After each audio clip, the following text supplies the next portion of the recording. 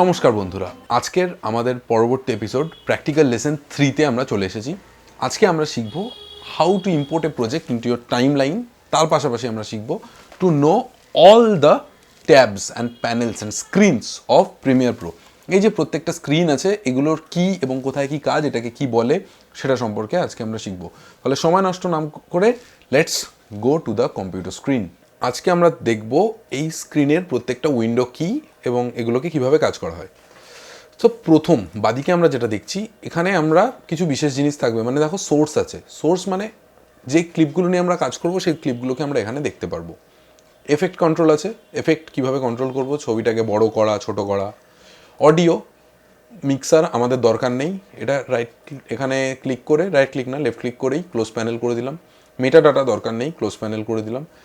এইটা খুব দরকার। দেখো নিচের বক্সটা নামলাম, যেখানে প্রজেক্ট লেসেন আছে, মানে যেখানে আমি সমস্ত ইম্পোর্ট করব, সমস্ত জিনিসপত্রগুলো যেখানে আমি ইম্পোর্ট করব, রাশ, ফটোজ, মিউজিক সব ইম্পোর্ট করব। এখানে একটা মজার ব্যাপার, এটাকে আমি টেনে ড্র্যাগ করে ওপরে তুলে দিতে পারি, কারণ আমি নিচের টাইমলাইন বক্সটা ফাঁকা করতে চাই এবং সেটাতে কাজ করতে চাই। মিডিয়া ব্রাউজার, এটা কোনো দরকার নেই, মিডিয়া ব্রাউজার উড়িয়ে দিলাম। লাইব্রেরি দরকার নেই, বন্ধ করে দিলাম। ইনফো দরকার নেই, বন্ধ করে দিলাম। এফেক্ট খুব দরকার, এফেক্টটা উপরে তুলে দিলাম। হিস্ট্রি দরকার নেই, মার্কার দরকার নেই। দেখো, this is my time line. আমি টাইম লাইন পেয়ে গেছি। এখানে এই বারটা দিয়ে আমি ছোটো বড়ো করতে পারি।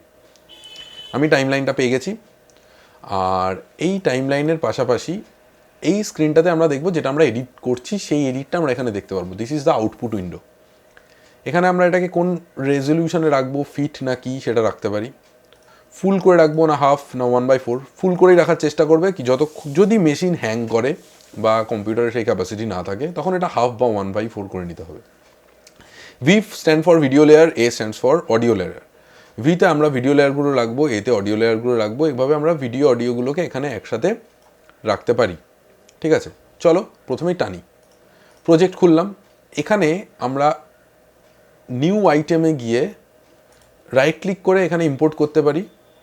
Right click, import. আবার শর্টকাট হচ্ছে ডবল মানে পরপর দুটো ক্লিক করলেও খুলে যাবে। ঠিক আছে, ডবল ক্লিক করলে এখানে খুলে যাবে। এখানে আমি রাশটা টানবো। ধরো রাশ রয়েছে, সেই PC1-এর রাশগুলো, কন্ট্রোল এ, ওপেন। দেখো প্রত্যেকটা রাশ কিন্তু আমার এখানে ইম্পোর্ট হচ্ছে। রাশগুলো কিন্তু ইম্পোর্ট হয়ে গেল। এই যে ইম্পোর্ট হলো আমাদের আজকে যেটা ভিডিও, যে how to import rush and know your boxes. এখানে আমরা এই বক্সগুলো জানবো এবং রাশটাকে ইম্পোর্ট করলাম। এইখানে দেখো, এই লকের পাশে যদি আমরা দেখি লিস্ট ভিউ, এখানে আমরা লিস্ট করে দেখতে পাবো। এখানে দেখতে পারি আইকন ভিউ, মানে থাম্বনেল করে দেখতে পাবো। যদি আমরা এখানে শুধু ভিডিও লেয়ারটা সিলেক্ট করি, তাহলে শুধু ভিডিওটা আসবে। যেমন ধরো আমি প্রথম শটটা, ধরো একটা ওয়াইড শট আছে এখানে, এই টার্নালে দেখো শুধু ভিডিও আসছে, নো অডিও ইজ কামিং। যদি আমি দুটোই সিলেক্ট করে রাখি, তখন আমার অডিওর সাথে ভিডিওটাও এখানে আসবে। এটাকে আমরা ড্র্যাগ করে টাইমলাইনে নিয়ে আসতে পারি। This clip does not match the sequence settings. Change sequence to the match clip settings. Change sequence settings. Keep existing setting. Keep existing setting. আমি সেটিং অলরেডি সেট করে রেখেছি। ধরো এই যে ভিডিওটা, এটা এখান থেকে আমরা সরিয়ে সরিয়ে দেখতে পারি।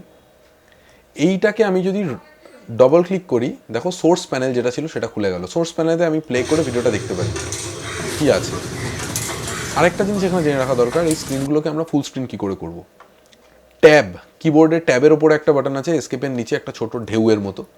ঠিক আছে, এই ঢেউয়ের মতো বাটনটা যদি আমরা ক্লিক করি, তখন এটা বড় হয়ে যাবে। প্রত্যেকটা বক্সকে কিন্তু আমি এভাবে ফুল স্ক্রিন করে দেখতে পারি। সিলেক্ট, ফুল স্ক্রিন, আবার শর্ট স্ক্রিন। ফুল স্ক্রিন করলাম, একবার চালিয়ে দেখি কি হচ্ছে।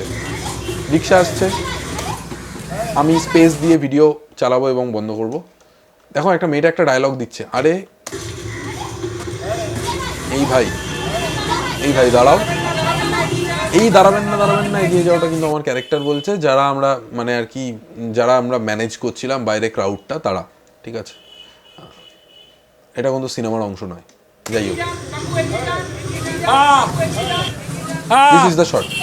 ওকে, এই লোকটি দেখছে দাঁড়িয়ে, অত্যন্ত বিরক্ত করছে। আমরা দেখে নিই এইখানে কিছু কিছু বাটন আছে। এই বাটনগুলোতে কী হয়, এটা হচ্ছে দেখো সিলেকশন টুল। আমরা অধিকাংশ সময় এটা নিয়েই কাজ করব, কিবোর্ডেই কাজ করতে হবে, এই জন্য selection tool is the V. তার নিচে আছে আমাদের ট্র্যাক ফরওয়ার্ড টুল। ট্র্যাক ফরওয়ার্ড টুলটা কি পরে বলছি। আর আমাদের যেটা দরকার মেনলি দুটো, সি আর ভি।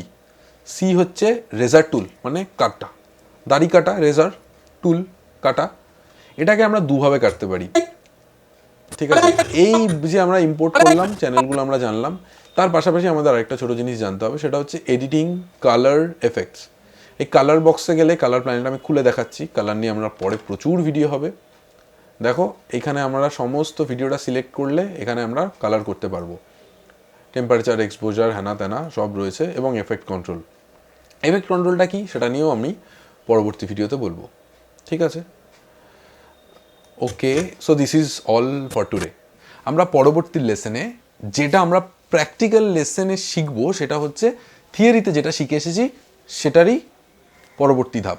থিওরিতে শিখেছিলাম এডিট, পরের দিন আমরা প্র্যাকটিক্যাল লেসনে এডিট করব, 3টে ক্লিপকে পরপর জুড়ে একটা ভিজুয়াল ল্যাঙ্গুয়েজ এস্টাবলিশ করব। সেটাই হচ্ছে আমাদের পরের দিনের ভিডিওর মেন টার্গেট। পরের দিনের ভিডিওর জন্য অপেক্ষা করো, আর এই চ্যানেলে নতুন হয়ে থাকলে প্লিজ চ্যানেলটাকে সাবস্ক্রাইব করে দাও আর বেল আইকনটা বাজিয়ে দাও, যাতে চ্যানেলের সমস্ত নতুন আপডেট তোমরা পেতে থাকো। ততক্ষণ সুস্থ থাকো, ভালো থেকো, টাটা।